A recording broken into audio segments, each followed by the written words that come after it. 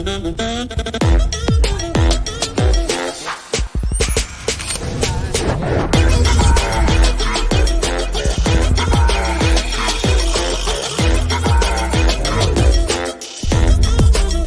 share with you experiences, stories, and inspiration to continue our mission to help others through movement and wellness. And I can't wait to continue exploring the impact you have in this world at Optima 2022.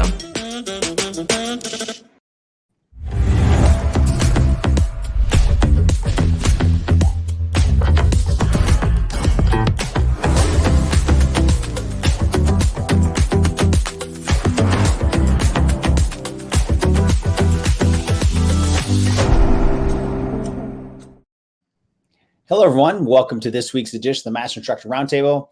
I'm Regional Master Instructor Marty Miller, here as always with my dear friend and fellow Regional Master Instructor, Miss Wendy Batts. Wendy, how are you today? I'm good, Marty. How are you? Great, thank you. Can't complain. I'm looking forward to today's topic. I know you and I have been talking about this indirectly lately about, programming, progressions, regressions.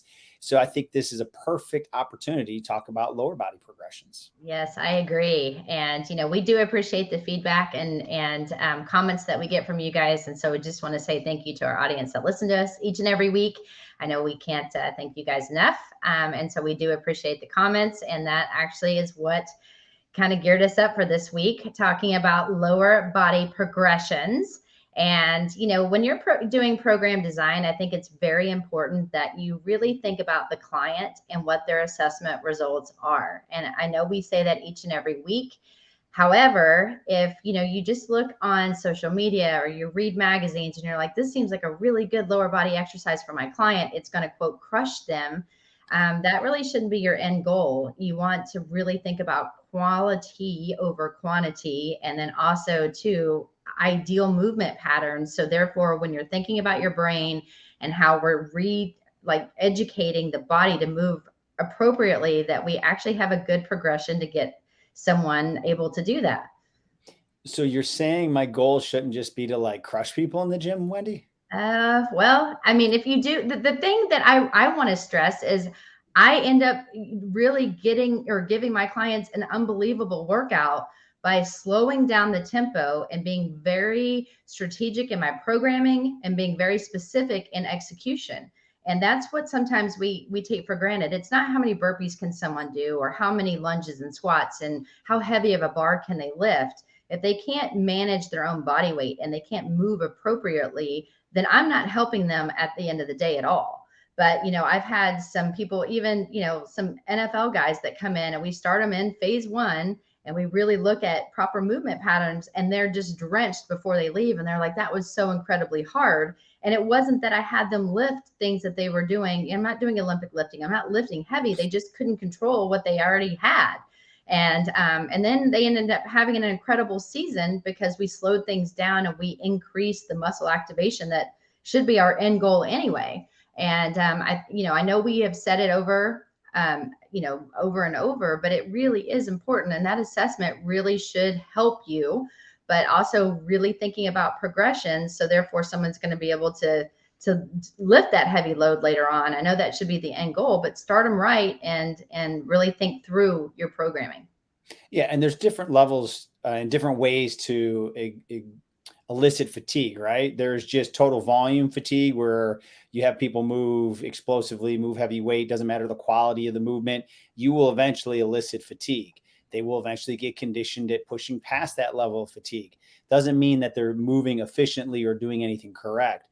I think when you and I both know what you're referring to is that you're eliciting fatigue more on a neuromuscular standpoint. You're getting the right muscles to fire at the right time with the intensity that they can control.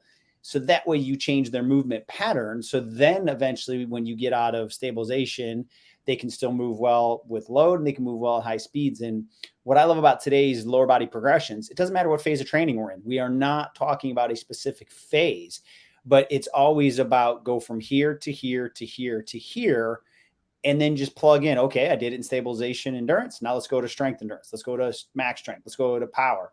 So this is just something that I think that gets missed. People just start grabbing exercises instead of knowing what the right progression or regression is. And thinking about the program design, as you are thinking about trying to enhance someone's program and making sure that you're kind of switching it up, start them easy and then progress them to the harder times. And like you said, Marty, this fits into every phase. And so when you're thinking about, okay, we're just going to talk specifically about, 4 exercises that start from the easiest to the hardest, and think about why they become hard. And I know we've done things on the neural continuum, and that is still important too, but it's also going to change up their workout. And so therefore you're not doing the same things over and over again. You're being creative with the programming, but you're also making sure too that neurologically, physiologically and everything, that all cylinders are firing each and every week. And it helps with the creativity too. Exactly. So cool. So why don't we jump into it here as we move forward? I think we talked a little bit about this. You just mentioned, from simple to complicated, right? There has to be a logical progression as you go through your exercises. And the framework that Wendy and I are going to teach you today, we're going to talk about 4 very specific lower body progressions, but you can still take the higher arching content of what we're doing and talk about any type of programming, whether it's cardiovascular programming, whether it's upper body programming. We're still going to follow this methodology of simple to complex. So that's going to be something that we talk about here and lay out. Then we'll talk about how I've already hinted on this. You can implement this progression in all planes of motion and all phases, and then review the application, of course, to the OPT model. Yes. And today on our Master Instructor Roundtable, Marty Miller and myself, Wendy Batts, we're talking about lower body progressions. And, I think this is really important, and I'm really glad that we're diving into it. And, Marty, again, going back to the OPT model, each phase serves a different goal. So when we talk about an adaptation, all that means is a goal. But within each program or workout that you're doing with the client, you need to have an end goal as well. And you need to think about the model being progressive. Your programming, it should be progressive as well. And so as we dive into the next slide here, that's where we're headed. Yeah. So, Wendy, you and I've talked about this before. We may talk about muscles to our clients. We know we're looking at movement patterns. We don't have to over-explain things all the time to our clients. Sometimes you can get into that, but the key thing is we're training movements, not muscles. So if we're looking at squatting or sprinting or bounding, that is a variation of triple flexion to triple extension, right? They're all the same. The difference would be the base of support, would be the depth and explosiveness and the tempos. But biomechanically, you should see the same thing as this person's doing it. Doesn't matter what phase of training they're doing. So that's where we want to start, is understand when you prescribe an exercise, you're truly prescribing movement patterns, which, yes, you can identify the muscles if you want to speak to that with your clients.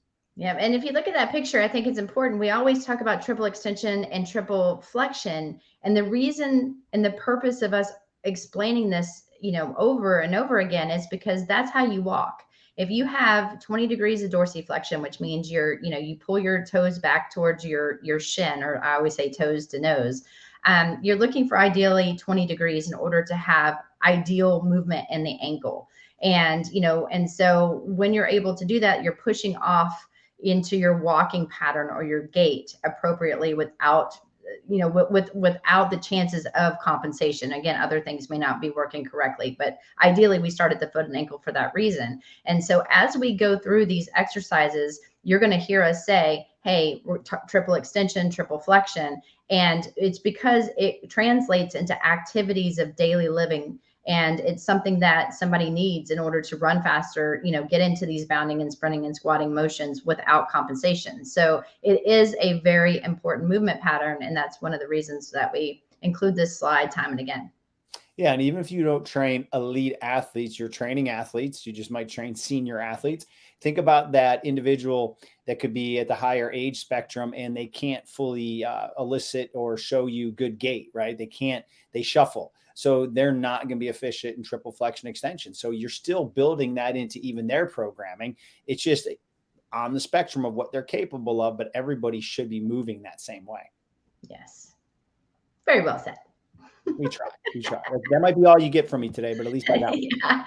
And so, Marty and I talked about simple to complex, regardless of the phase of training. And so every single time a client moves up into a different phase of training, their brain and their body has to, understand the different tempos, and now maybe the different loads, or are you really focusing on balance? Is it now on 2 legs? Is it the volume, or are we increasing sets? So all of the times or each and every time that you move up, you have to think, okay, you're reprogramming, a system that is starting at 0 and trying to get it to 100%. So therefore you can, take them to the next level when you're reassessing them, and hopefully their body has adapted to what you've been doing each and every week.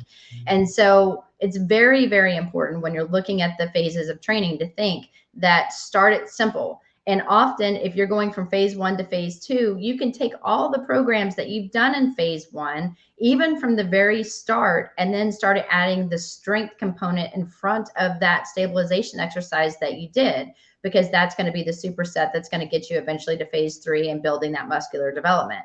So, keeping your programs are going to be important. Making sure you've got good progressions are going to be important. So therefore, when you add that strength one in phase 2 in front of the stabilization one, their body already kind of knows one of them, but you're adding something different. Even if it's, a gym person that goes in all the time and they know how to, quote, lift weights, it's important to think now you're pairing some stuff up. And so each mind, like your mindset should be when you're designing programs that you want to set your clients up each and every time for success, and really following the 5 kinetic chain checkpoints. So just as a reminder, 5 kinetic chain checkpoints are: your feet are pointed straight ahead, your knees are in line with the second and third toe, your hips are in line with you're about shoulder to hip width apart when you're standing, and the ASIS, so your hip bones are in line with your knee.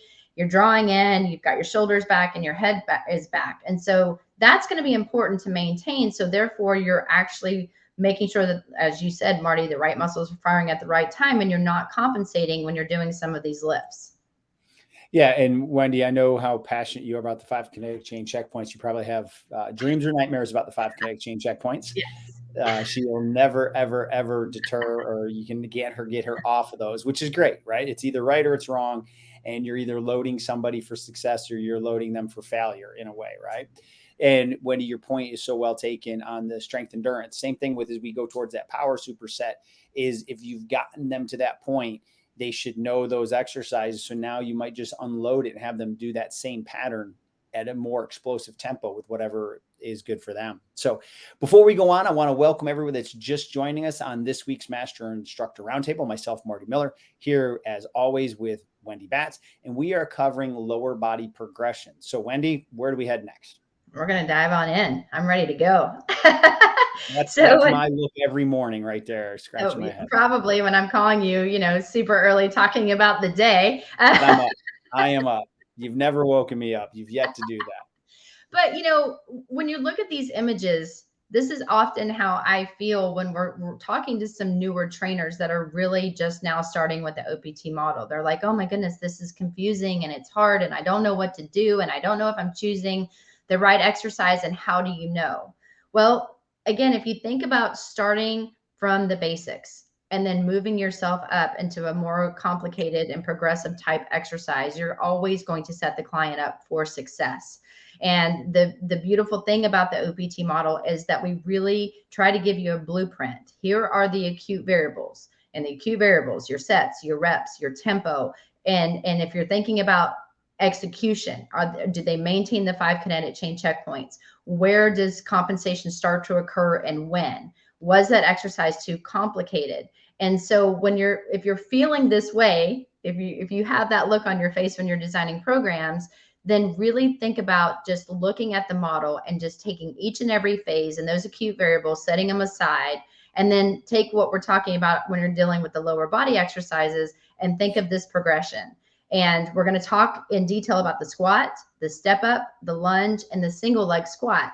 And we're going to talk about why that is a progression, because while it sounds so simple, what the body has to be able to execute, and if you're looking for really technical and ideal form, each of them serve a specific purpose to get you to that highest level of a single leg squat. Often we'll see people that in their second or third workout are already, having a client that's new to the gym. They have a bunch of compensations. They look at resistance and they're like, oh, well, it says that it needs to be unstable. I'm going to put them on a single leg and let's do a single leg squat. without thinking about some of these other exercises that you really want to kind of master before you get to that, in order to help them execute it easily and with ideal form and hopefully proper movement pattern. Yeah, and I think part of it, Wendy, is, I've talked recently about programming, and as you know, both of my twins are starting to go through the NASM CPT right now, and they'll ask me questions. And I am that annoying dad where I just restate the question back to them because I'm not trying to give them an answer. I want them to think. I believe what happens a lot of times, people think of what's my next exercise, not what's the movement pattern and how do I progress or regress the movement pattern. So as we listed 4 exercises, squat, step up, lunge, and single leg squat, they are the same movement pattern. They are versions of triple flexion, triple extension. So if you look at that when you're doing your lower body program design, there is no confusion. But if you're like, oh, today we're going to do step ups or I'm going to do a lunge, you're thinking exercise, not movement pattern. So that's where I always go back to what's the movement pattern, what's the next progression or regression, depending on how they're doing. Then from there, you've got countless different versions of squats, step ups, lunges, and single leg squats, right? And then it becomes a lot easier.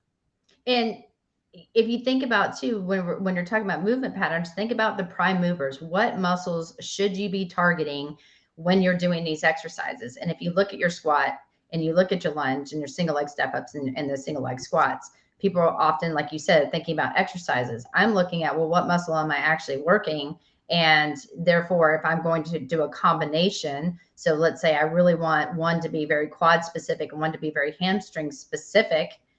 Well, this is all going to be quad and glute. These are your prime movers in a squat and a step up and a lunge and a single leg squat. However, the base of support, which is what we're going to get into, and the whole purpose of this and what makes them more challenging at times versus just adding load, we're talking about your body challenge, is the fact that, you need to have good range of motion in the ankles. And you want to think too, if I do a squat, a single leg a step up, a lunge, or a single leg squat, those 5 kinetic chain checkpoints should always be in proper alignment. So if I told you when we're doing one exercise, well, I want to make sure that one side of your body is completely lined up. If you're on one side, then it should start to make sense. And, think about the overhead squat assessment. What are we looking for? We're looking for the 5 kinetic chain checkpoints from the anterior view, but even from the lateral view, we're looking for those parallel lines.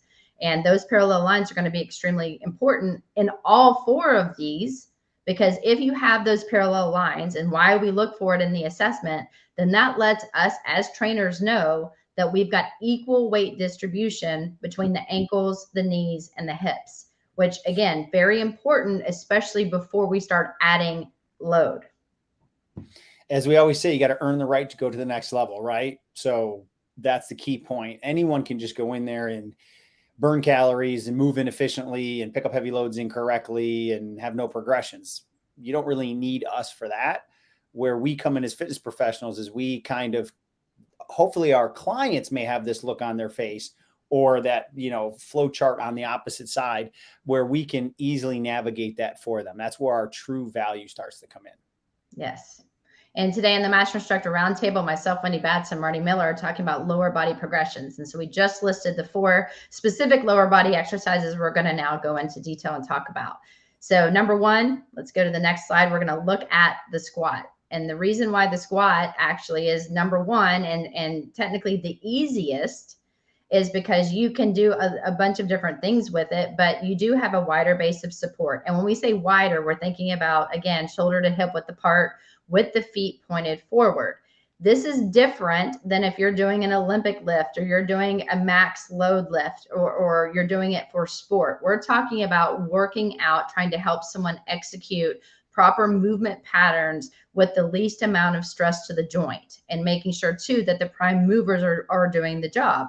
And so if you think about this, we're on 2 legs, you've got a wider base of support, you've got 2 legs that are carrying the load. And so if I'm lifting something, whether it's a kettlebell and I'm doing, or a bar, or I'm even just doing body weight, or I've got dumbbells to my side, I could do a squat on the ball. So the ball squat that you'll see in our textbook as one of the beginning types of squat, is the purpose of that is because you can bring your feet outward just a little bit and start to help as you're foam rolling and stretching your calf complex to give you a little bit more dorsiflexion so you can execute that squat with those parallel lines and try to help teach your body how to move accordingly. So yes, number one, squat, main reason, wider base of support.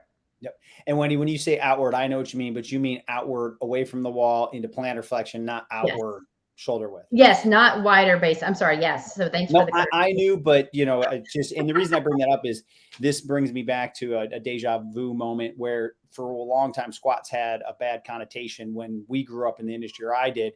The only way you'd squat is if you had a bar on your back. So I had a conversation one time with an orthopedic surgeon. He's like, Marty, I need to talk to you. You have too many people squatting. I'm like, sure, doc, we'll talk about it. See you in 10 minutes. So I got him up and said, hey, come to my office. Had him sit down. I said, you know what? It's too loud in here. Let's go over here. And I had him move 4 times up and down. He's like, what do you, Marty? I just want to, I said, doc, you just squatted 4 times. I have a feeling you went to the bathroom today. And he looked at me, he goes, what? I said, we're working on range of motion. We're working on triple flexion, triple extension. And I showed him when we did it right, that the knee was in the right position. Cause he's like, oh my God. He's like, I've been doing orthopedics for years and I always thought squats were bad. He's like, thank you. Because again, people don't understand exercises. A lot of times people go into their doctor and say, yeah, I did this exercise and it hurt me. Well, if you didn't do it with right form and technique, if you did it with too much load, yes, you might get hurt. But this is an essential movement pattern that every single person we work with, you need to teach them some level of a squat. Now, maybe you're going to work within a limited range of motion. You may not get them to go to 90 degrees and they may never do a squat loaded. That is okay. But we have to be able to establish this movement pattern for activities of daily living, or they're going to be in a lot of trouble. So I'm glad that, you know, that kind of bad nomer of squats is kind of past us in the industry, but you and I both went through that for sure. Yes. And another, you know, point to that, you know, when we're thinking about what we've heard in the past, you know, people always said if your knees go past your toes, that, you know, basically, you know, this is what's causing the stress and it's really bad. Well, guys, again, knees should go over your second and third toe, not past, because if it goes past, then you're lifting your heels up and you are putting a substantial amount of body weight. And if you're holding external load, that is putting a lot of pressure on the anterior portion of your knee. When in all reality, if you have your foot flat and you have your weight distributed, can't even say the word this morning, distributed appropriately, then, you know, you should be executing proper movement patterns and using the prime movers to help get you up and down. So when you're thinking about that too, we're thinking, again, why we talk about the parallel lines. If you have them, then your knee should go over your toe. If you go behind, if your knee doesn't go over the toe, then you're probably increasing excessive forward lean, because then you're restricting that dorsiflexion. You're not getting, you know, those lines. And so therefore, to get lower, they use their lower back. That's not ideal either. And one of the main reasons why we look from a lateral view for that is to make sure there's no extra load in the back and we're keeping those feet flat and just going down to what they can control without compensation.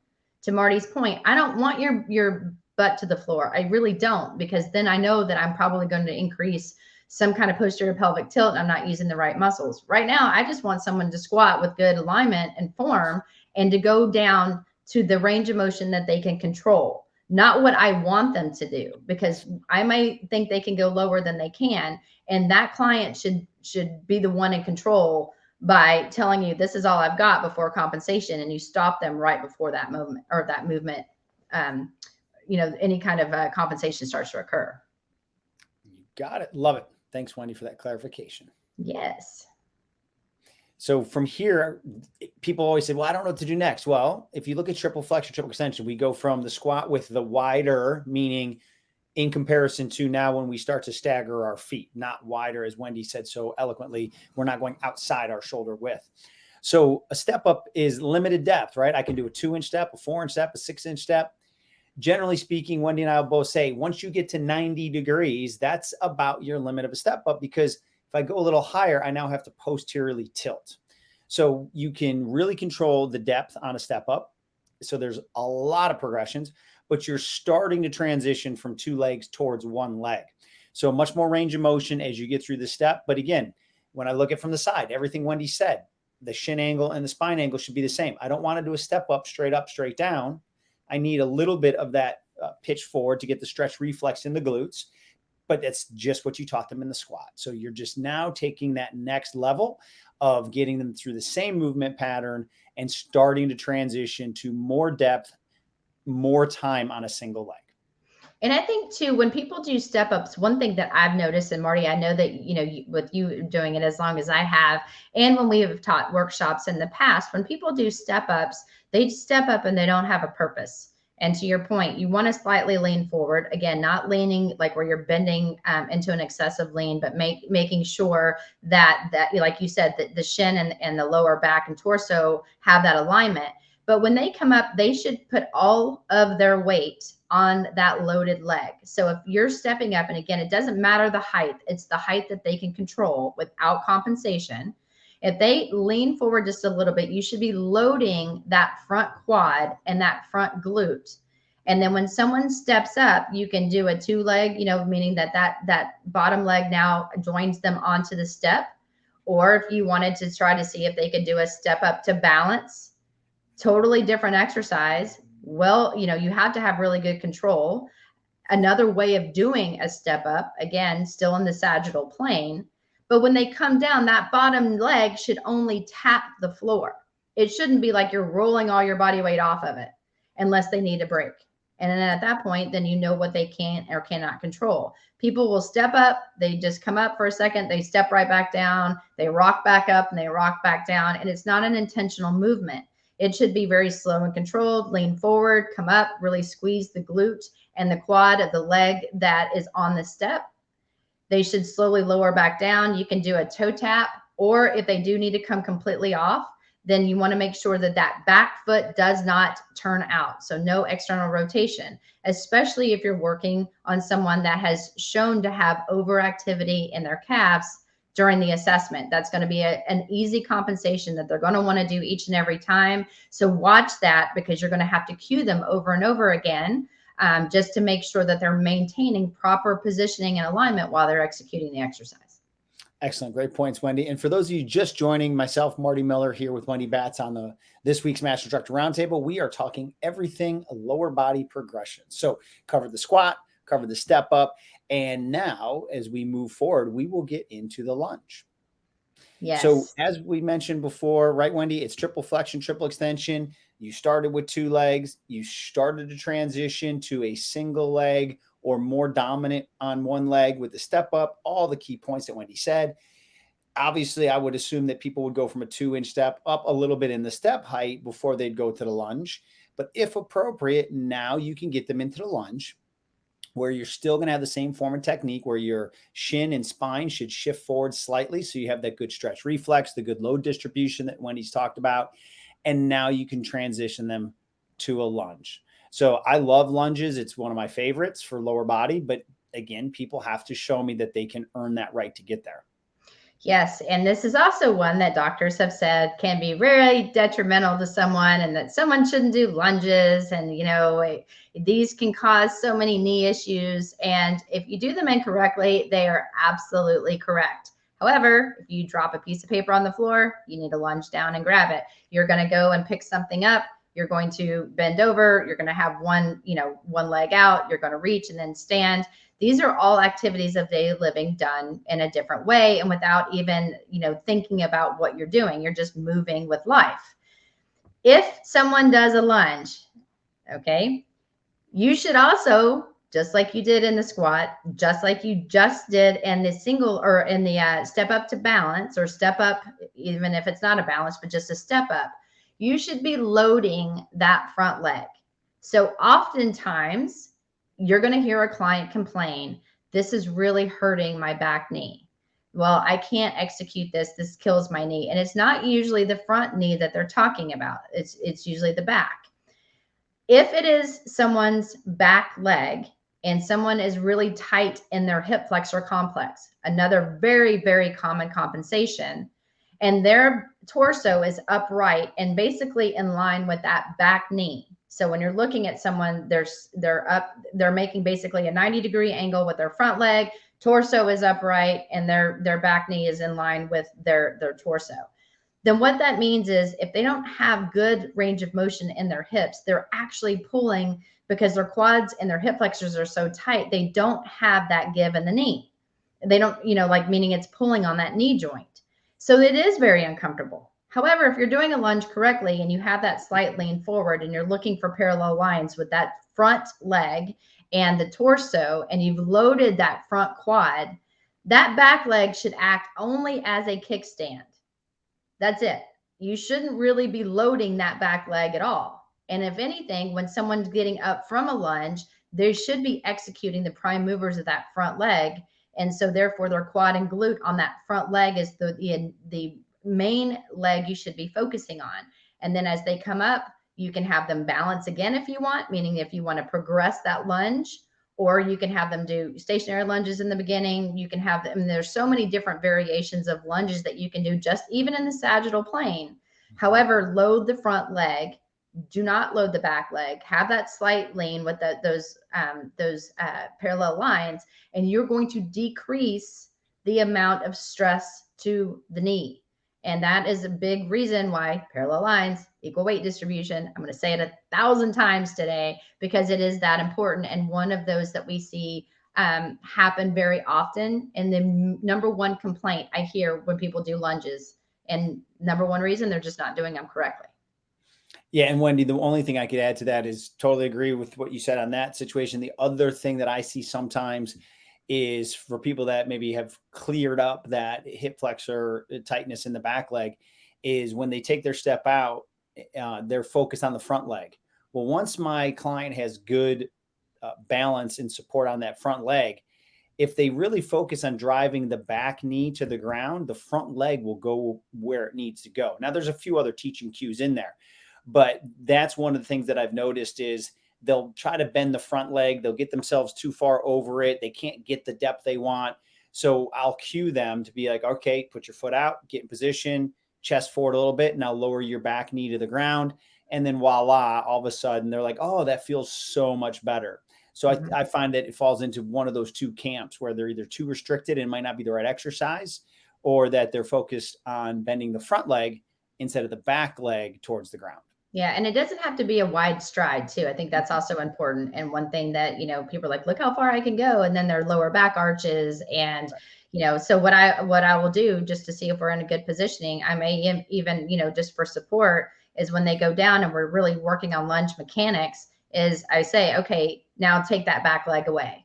Again, I need to make sure they have really good balance, but they should be loaded on that front side. So if they can't do it and they start to fall everywhere, then again, you really want to spend some time working on how they're executing it just to ensure they're doing it correctly.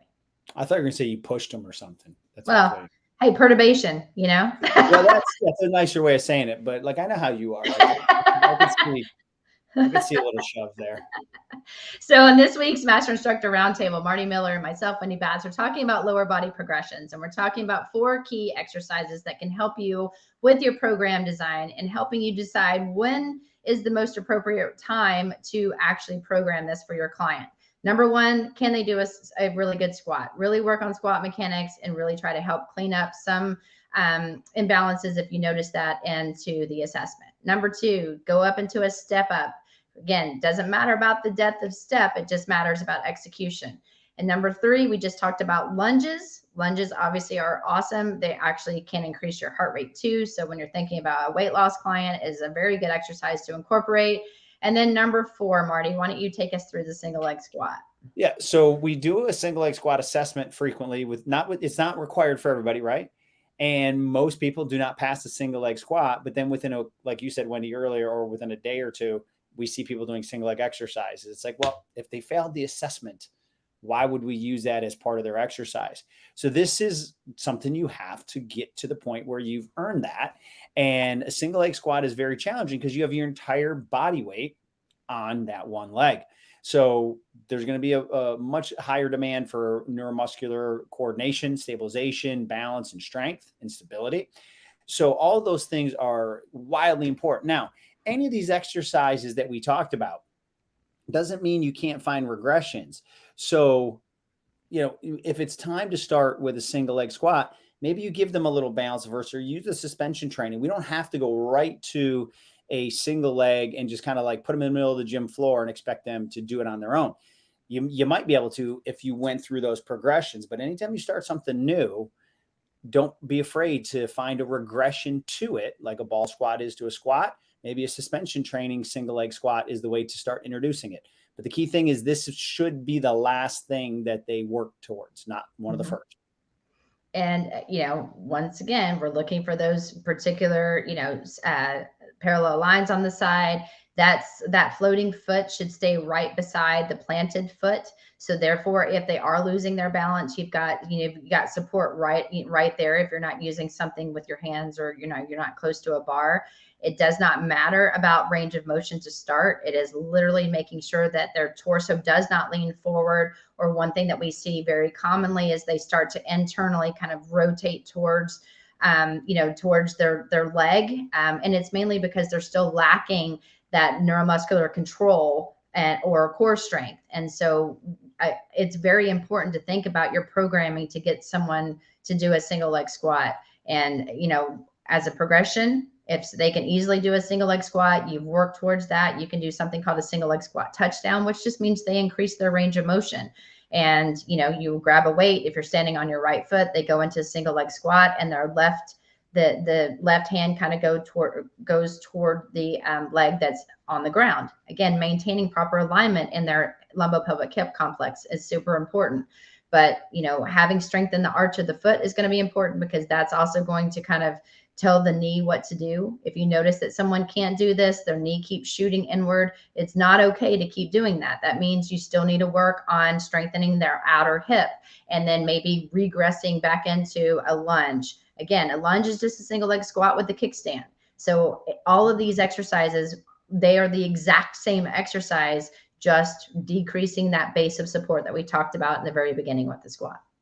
Right. And that's where, as we talked about at the beginning, so for any of you that are just joining the Master Instructor Roundtable right now, myself, Marty Miller, and Wendy Batts, we're talking about lower body progressions, but we did cover a lot of the other science that, we need to speak to when we're doing any type of exercise. So go back to the squat, go back to the step up, go back to the lunge. And we're not really talking about one phase of training.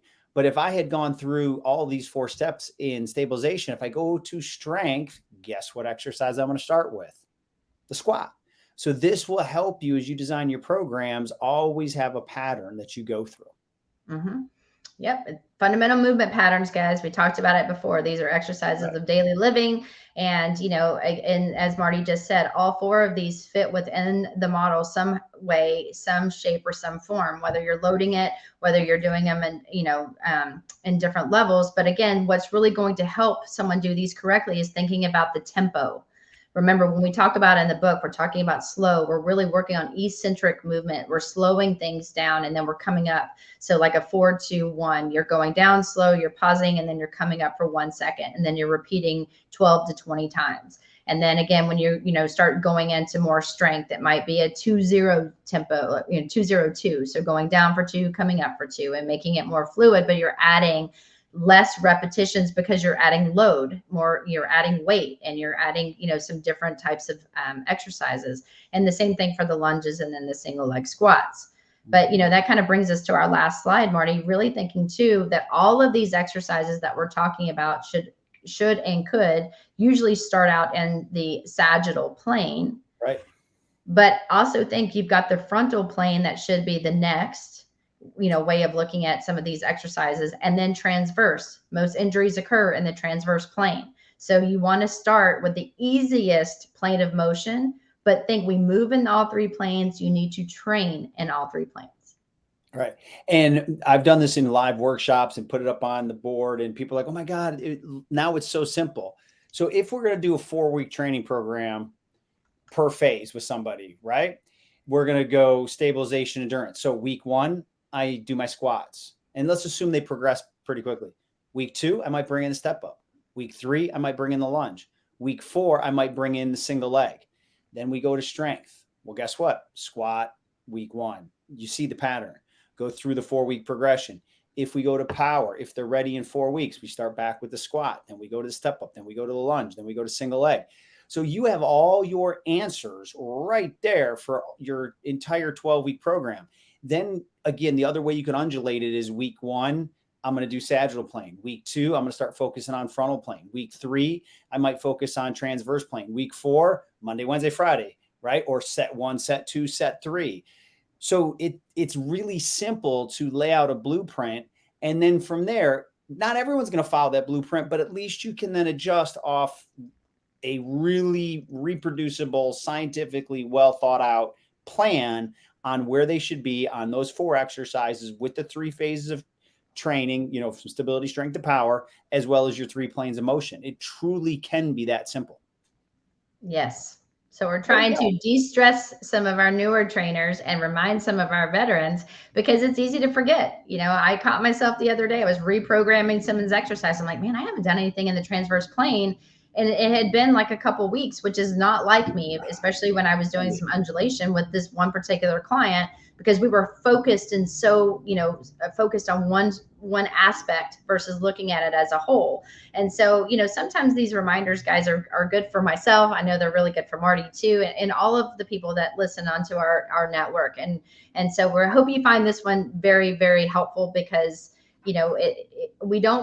exercising and programming should not be difficult. It's just have your rationale and understand fundamental movement patterns are important. Activities of daily living happen. And if we can execute this throughout their workout with you, it's only going to translate into something that's going to be very beneficial and safer for them with what they're doing, whether they're working out, doing things with their kids, or just trying to get up and down from, Right.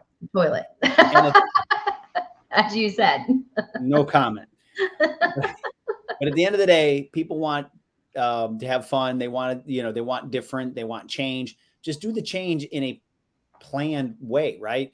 Ball squat to suspension training squat to you don't have to throw out the science because people want different stuff, right? I could give you 100 stabilization level different squats, and, we could go through all that, but I think everybody understands. So Wendy, I think this was a great topic, and I think we hopefully covered it well for everybody. So do you want to kind of just fire through the key takeaways? Yeah. I mean, again, just think about what the assessment showed in the very beginning. And from that point, think about exercise progressions. And if you're thinking about lower body, what we just talked about, hopefully it's going to help you. Same thing as Marty said, thinking about upper body, 2 arms, 1 arm, or 2 arms, alternating arms, single leg arm.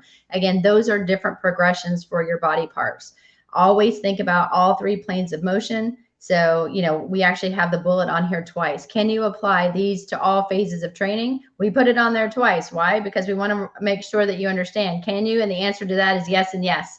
And then again, just also thinking about proper progressions and regressions, whether it's in the different phases of the model or in the different planes of motion. And so, I hope you guys enjoyed it. I was excited about this one. Again, I find them very helpful personally. Well, that's awesome. So Wendy, give everyone your contact information, please. Yes. If you guys have any questions at all, please feel free to email me at wendy.batts@nasm.org, or you can find me on Instagram at wendy.batts13. And then our awesome producer, Eric's going to throw mine up here right on cue. Look at that. My Instagram is dr.martymiller72. My email is marty.miller@nasm.org.